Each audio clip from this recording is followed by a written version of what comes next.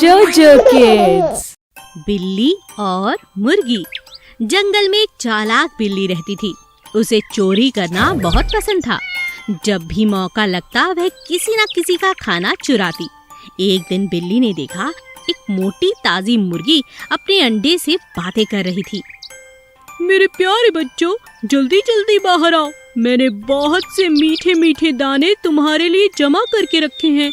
जब तुम बाहर आओगे तब मैं हर पल बस तुम्हारे साथ रहूंगी। एक पल के लिए भी तुम्हें नहीं छोड़ूंगी। बिल्ली मुर्गी की सारी बातें सुन लेती है। अच्छा, ये बात है। ये मुर्गी तो बड़ी कमाल की है। खुद भी मोटी है और अपने बच्चों के लिए भी जमा कर रही है। अगर मैं इसका जमा किया भोजन खा लूं तो इसे कोई फर्क नहीं पड़ेगा। बिल्ली ने मुर्गी पर पूरा दिन नजर रखी और मौका मिलते ही सारे दाने खाने के लिए वहां पहुंची। मुर्गी बहुत समझदार थी। उसने पहले से ही अपने जमा किए अनाज के थैले को आसपास छोटे छोटे गुलाब के फूल के कांटों से ढक कर रखा था, जिससे उसके अनाज को अगर कोई चुराए तो उसे कांटा चुभ जाए। और ऐसा ही हुआ। बिल्ली के वहां पहुंचते ही उसे बहुत से कांटे चुभ गए और वह जोर जोर से रोने लगी।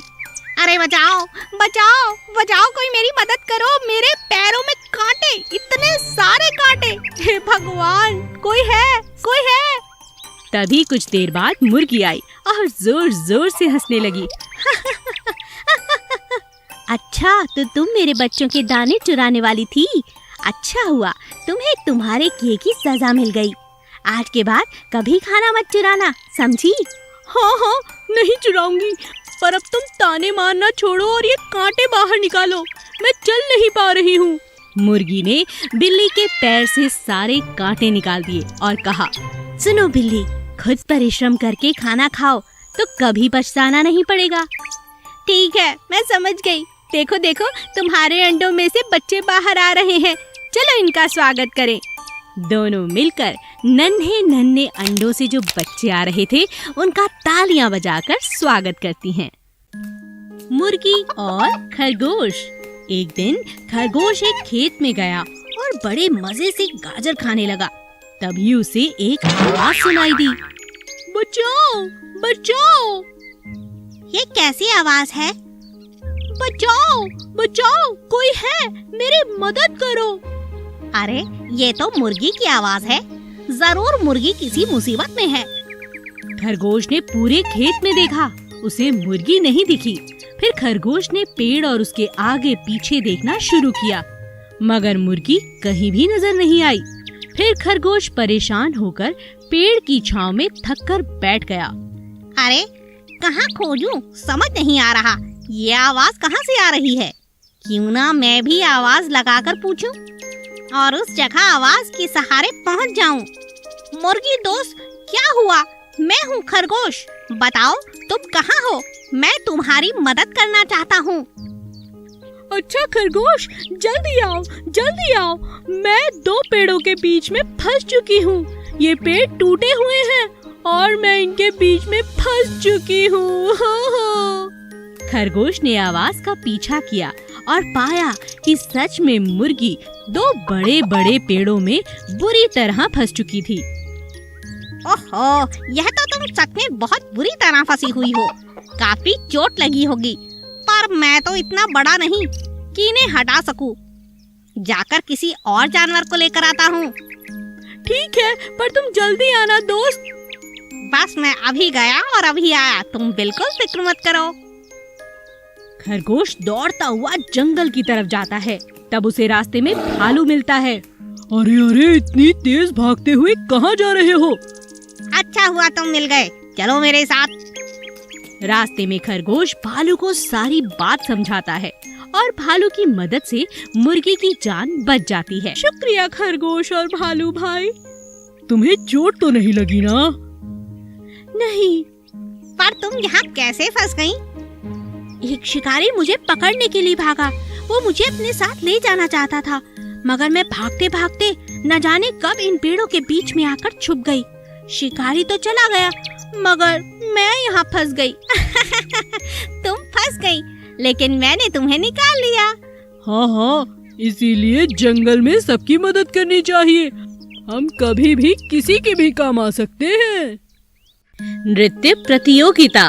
जंगल के सभी जानवर बहुत उत्सुक थे क्योंकि राजा शेर ने एक नृत्य प्रतियोगिता रखी थी और सभी उसकी तैयारियों में लगे थे। खरगोश ने इस बार बहुत मेहनत की थी।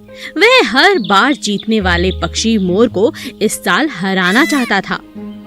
कैसे हो तुम मोर? मैं ठीक हूँ। तुम अभ्यास नहीं कर रहे? इस बार खरगोश भी प्रतियोगिता में भाग ले रहा है और वह दिन रात कड़ी मेहनत करता है और उसका इस बार एक ही लक्ष्य है, तुम्हें हराना। मुझे? वह नन्हा खरगोश मुझे हराएगा? असंभव। सारी जिंदगी अभ्यास करे फिर भी मेरे जितना अच्छा नृत्य नहीं कर पाएगा। इस बार भी देख लेना, मैं ही जीतूंगा। खरगोश मेरे दोस्त, यह लो, मैं मंदिर से प्रसाद लाया हूँ, इसे खा लो। आज प्रतियोगिता तू ही जीतोगे। मुझे तुम्हारी मेहनत पर बहुत भरोसा है दोस्त। चलो प्रतियोगिता जीतने चले। जैसे तुम्हें मुझ पर भरोसा है वैसे ही मुझे तुम्हारे प्रसाद पर भरोसा है दोस्त। आज की प्रतियोगिता मैं ही जीतूंगा। मैंने कड़ी मेहनत की है और मैं दिखा देना चाहता हूँ कि कड़ी मेहनत करने से हर असंभव चीज संभव हो सकती है। हाँ दोस्त, इस मोर का घमंड हमें तोड़ना ही होगा। चलो चलते हैं। दोनों दोस्त प्रतियोगिता के मैदान तक पहुँचे। प्रतियोगिता के समय सभी जानवर बहुत उत्सुक थे। कोई मोर को प्रोत्साहित कर रहा था और उसी के लिए आवाजें लगा रहा था, तो कोई खरगोश के लिए ऐसा कर रहा था। सबसे पहले मोर को नाचने का मौका दिया गया। हमेशा की तरह मोर बहुत अच्छा नाचा। मोर के बाद अन्य प्रतियोगियों को एक एक करके मंच पर आकर अपना नृत्य दिखाना था। सभी का नृत्य अच्छा था, मगर उन सब के मुकाबले मोर का नृत्य बहुत अच्छा था। सबसे अंत में खरगोश को मौका मिला। खरगोश ने जी तोड़ मेहनत की थी। उसने इतना सुंदर नृत्य किया कि राजा शेर उठकर खड़े हो गए और तालियां बजाने लगे। वाह वाह वाह वाह, इतना सुंदर नृत्य तो मैंने पहले कभी नहीं देखा। आज का विजेता और कोई नहीं, हमारा खरगोश है। और सभी लोग तालियां बजाने लगे। मोर चुपचाप शर्मिंदा होकर वहां से। सियार और सांप। एक जंगल में एक सियार और सांप दोनों अच्छे दोस्त थे। दोनों जो भी करते साथ साथ करते। एक दिन सियार ने सांप से कहा, हम दोनों सैर पर चले, आज मौसम बहुत अच्छा है। दोनों बड़े मजे से जंगल की ओर सैर के लिए निकल पड़े। सियार ने रास्ते में पड़ी हुई एक बीन देखी। अरे ये क्या है? कोई लकड़ी का टुकड़ा है या कुछ और? ये गोल गोल लग रहा है।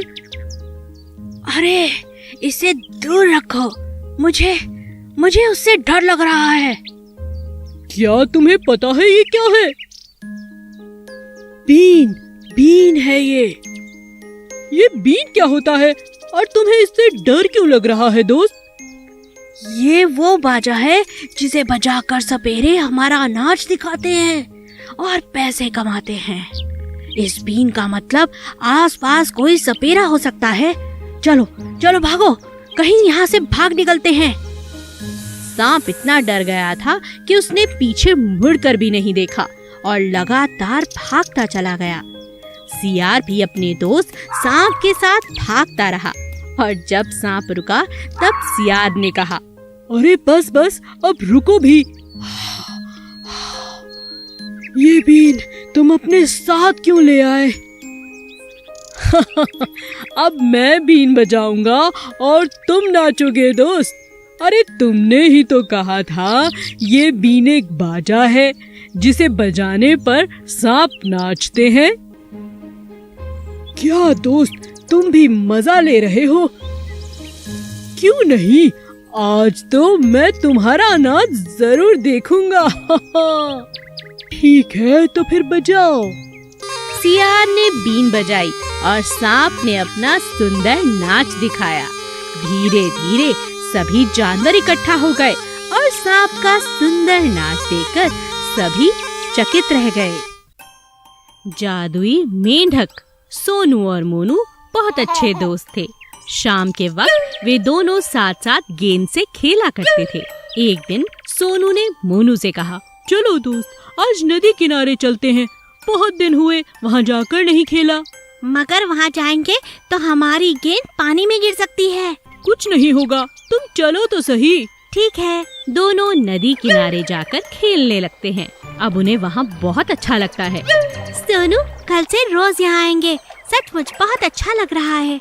दोनों दोस्त ने तय किया कि अब वो रोज यहीं आकर खेलेंगे। कुछ दिन तक सोनू मोनू वहीं जाकर रोज खेलने लगे। पानी में एक जादुई मेंढक रहता था जो उन्हें हमेशा देखकर खुश हुआ करता था। काश मैं भी इनके साथ खेल सकता। बड़ी ही मजेदार गेंद है, मगर मैं इनके साथ कैसे खेलूं? एक दिन सोनू खेलते समय मोनू से कहने लगा, ध्यान से दोस्त, कहीं गेंद को पानी में मत फेंक देना। हमारे पास और गेंद नहीं है। अचानक कुछ देर बाद मोनू से गेंद पानी में जा गिरी। अरे तुमने ये क्या किया? अब हम क्या करेंगे? अचानक मेंढक को मौका मिला। मेंढक ने गेंद को सोनू मोनू को वापस लौटा दिया। अरे ये कैसे हो सकता है?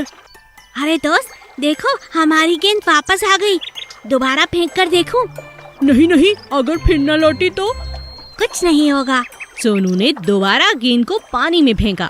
फेंकते ही वापस मेंढक ने गेंद को बाहर कर दिया। अरे ये देखो, हमारी गेंद फिर से वापस आ गई। कौन है पानी में? कौन है जो हमारी गेंद वापस कर रहा है? मैं हूँ। मैं तुम्हारे साथ खेलना चाहता हूँ। मैं हूँ जादुई मेंढक। मुझ में बहुत सी शक्तियाँ हैं।